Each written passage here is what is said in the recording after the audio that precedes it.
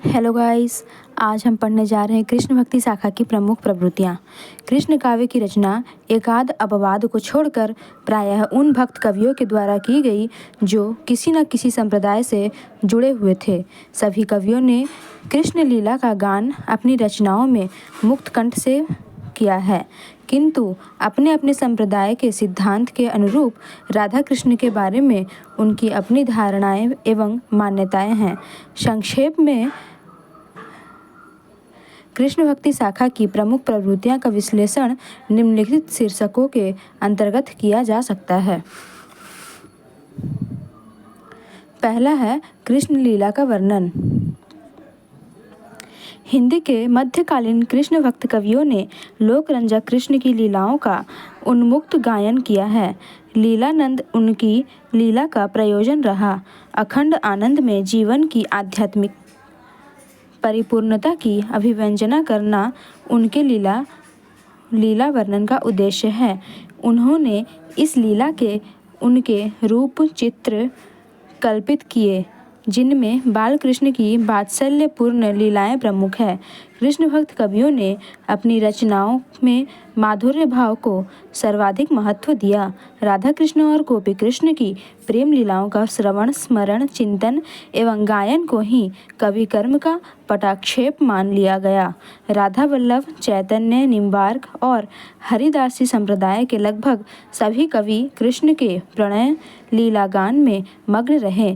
वल्लभ संप्रदाय के अनुयायी सूरदास के काव्य में कृष्ण की प्रेम लीलाओं का सबसे उत्कृष्ट वर्णन देखने को मिला। दूसरा है भक्ति भावना। कृष्ण भक्त कवियों की भक्ति प्रेम लक्षणा भक्ति है। यह प्रेम लक्षणा भक्ति वैधि भक्ति से भिन्न है। इसमें कृष्ण प्रेम के सामने सामाजिक विधि निषेध, लोक, वेद और शास्त्र की मर्यादा सब कुछ नगण्य है। कृष्ण काव्य में रति ही भक्ति भावना का आधार है, जो कि पात्र के स्वभाव और वय के अनुसार वात्सल्य, सख्य और कांता भाव में परिणत हो जाती है। संपूर्ण कृष्ण काव्य माधुर्य भाव से ओतप्रोत है। निम्बार्क संप्रदाय में शौकिया भाव पर बल दिया गया है। चैतन्य संप्रदाय में परकीय प्रेम की उत्कर्षता बताई गई है। राधा वल्लभ संप्रदाय में परकीय भाव की अस्वीकृति है। कृष्ण भक्त कवियों का यह परकीय भाव वास्तव में आदर्श प्रेम का प्रतीक है। माधुर्य भाव की भक्ति के अलावा कृष्ण भक्ति काव्य में नवधा भक्ति का पूर्ण परिपाक हुआ। तीसरा है रचनाक्रम में मौलिकता। हिंदी में कृष्ण काव्य की रचना से पूर्व संस्कृत, प्राकृत और अपभ्रंश में प्रचुर मात्रा में कृष्ण काव्य का सृजन हो चुका था। कृष्ण काव्य का आधार ग्रंथ भागवत पुराण है, पर मध्यकालीन कृष्ण भक्ति काव्य भागवत का अनुवाद नहीं है। भागवत के कृष्ण और हिंदी कृष्ण काव्य के कृष्ण में कुछ मौलिक अंतर है। असल में यही अंतर है कृष्ण भक्त कवियों की अपनी मौलिकता है। जैसे भागवत के कृष्ण निरूपित है, गोपियों की प्रार्थना पर वे लीला में सम्मिलित होते हैं, किंतु हिंदी कृष्ण भक्त कवियों के कृष्ण गोपियों की ओर स्वयं उन्मुख होते हैं। भागवत में राधा का उल्लेख नहीं है, जबकि सूरदास आदि ने राधा की परिकल्पना कर प्रणय चित्रण में एक अलौकिक भव्यता ला दी है। चौथा है पात्र एवं चरित्र चित्रण। कृष्णावतार का मूल उद्देश्य लीला है और कृष्ण के साथ संबंध पात्र नंद, यशोदा, गोप गोपी आदि का एकमात्र उद्देश्य उस लीला में शामिल होना है। कृष्ण कथा के इन पात्रों के चरित्र चित्रण की एक विशेषता है प्रतीकात्मकता। राधा माधुर्य भाव भक्ति की उच्चतम प्रतीक है। कृष्ण के सखा उद्धव का चरित्र भी प्रतीकात्मक है। उद्धव के माध्यम से कृष्ण भक्त कवियों ने बुद्धि और तर्क पर भाव की है, मस्तिष्क पर हृदय की, ज्ञान पर भक्ति की और निर्गुण पर सगुण की विजय दिखलाई है। 5 नंबर है प्रमुख भावों का प्रतिपादन। कृष्ण काव्य में प्रमुख रूप से 4 भाव मिलते हैं: रति, भक्ति, वात्सल्य और निर्वेद। निर्वेद जन्य भाव की अभिव्यक्ति आत्मग्लानि एवं दैन्य की अभिव्यक्ति करने वाले पदों में हुई है। भक्ति भावना के उज्ज्वल स्वरूप अर्थात चिन्मुख प्रेम को भक्तों ने उज्ज्वल रस कहा है। यह उज्ज्वल रस कृष्ण काव्य में अपने उत्कृष्ट रूप में मिलता है। प्रकृति चित्रण। कृष्ण काव्य में प्रकृति का चित्रण उद्दीपन अथवा अलंकारों के अप्रस्तुत विधान के रूप में किया गया है। कृष्ण कथा में प्रकृति का स्वतंत्र चित्रण प्रायतः दुर्लभ है, किंतु प्रकृति के मनोरम और अनुकूल, भयानक और प्रतिकूल रूपों के चित्रण में कृष्ण भक्त कवियों ने अपने अद्भुत कौशल का परिचय दिया है। डॉक्टर ब्रजेश्वर के शब्दों में, दृश्यमान जगत का कोई भी सौंदर्य उनकी आंखों से छूट नहीं सका। पृथ्वी, अंतरिक्ष, आकाश, जलाशय, वन, प्रांत, यमुना कुल तथा कुंज भवन की संपूर्ण शोभा इन कवियों ने प्रत्यक्ष या परोक्ष रूप में निस्सेस कर दी है। 7 नंबर है रस निरूपण। कृष्ण की बाल लीला और रास लीला का चित्रण कृष्ण काव्य का मूल प्रतिपाद्य है। अतः अंतर वस्तु के आधार पर कृष्ण काव्य में वात्सल्य एवं श्रृंगार रस का प्रमुखता है। इन दोनों रसों का पूर्ण परिपाक कृष्ण भक्ति काव्य में हुआ है। सूरदास वात्सल्य रस के सम्राट कहे जाते हैं। उन्होंने अपनी रचनाओं में बाल मनोभावों का हृदयग्राही वर्णन किया है, जो अत्यंत अन्यत्र दुर्लभ है। संयोग और वियोग श्रृंगार की मधुर योजना भी कृष्ण काव्य में देखने को मिलती है। भ्रमर गीत में गोपियों के विरह के माध्यम से विप्रलंभ श्रृंगार का अत्यंत मनोवैज्ञानिक वर्णन किया गया है। वात्सल्य और श्रृंगार के अलावा कृष्ण भक्ति काव्य में शांत और अद्भुत रस का मनोरम वर्णन भी देखने को मिलता है। काव्य रूप। कृष्ण काव्य की रचना प्रमुख रूप से गय मुक्तक रूप में हुई है। कृष्ण भक्त कवियों ने कृष्ण के जीवन के जिस अंश को अपने काव्य के लिए चुना वह सर्वथा मुक्तक के उपयुक्त था।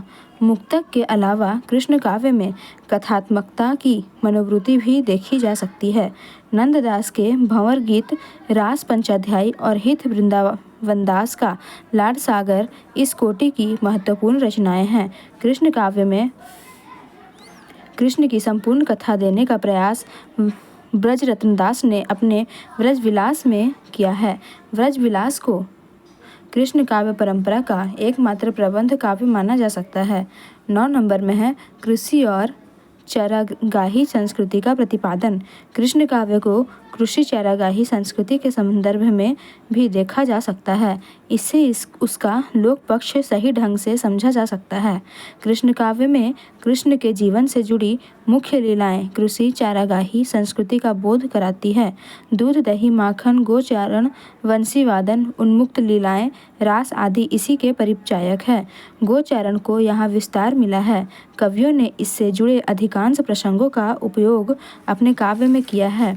10 नंबर है गीति शैली और संगीतात्मकता की प्रधानता। कृष्ण काव्य में गीति शैली मुखर हो उठी है। कृष्ण भक्त कवियों की रचनाओं में गीति शैली के सभी तत्व भावात्मकता, संगीतात्मकता, व्यक्तिगतता, संक्षिप्तता तथा भाष्य की कोमलता आदि का पूर्ण निर्वाह हुआ है। गीत का संबंध संगीत से सदियों से रहा है। गीति शैली के कारण कृष्ण काव्य में संगीतात्मकता की प्रवृत्ति स्पष्ट है। कृष्ण काव्य की पुष्टि मार्गी कवियों में तो इसकी प्रधानता है। यही संगीतात्मकता प्रवृत्ति आगे चलकर मंदिर कीर्तन के रूप में प्रसिद्ध हुई। कीर्तन का प्रचार प्रसार गौड़ीय संप्रदाय ने खूब किया। कृष्ण काव्य के अन्य संप्रदायों में मंगलाचरण से लेकर शयन पर्यंत गोपी बल्लभ की आराधना कीर्तन के साथ साथ निष्ठापूर्वक की गई। 11 नंबर में है अलंकार योजना एवं छंद विधान। कृष्ण भक्ति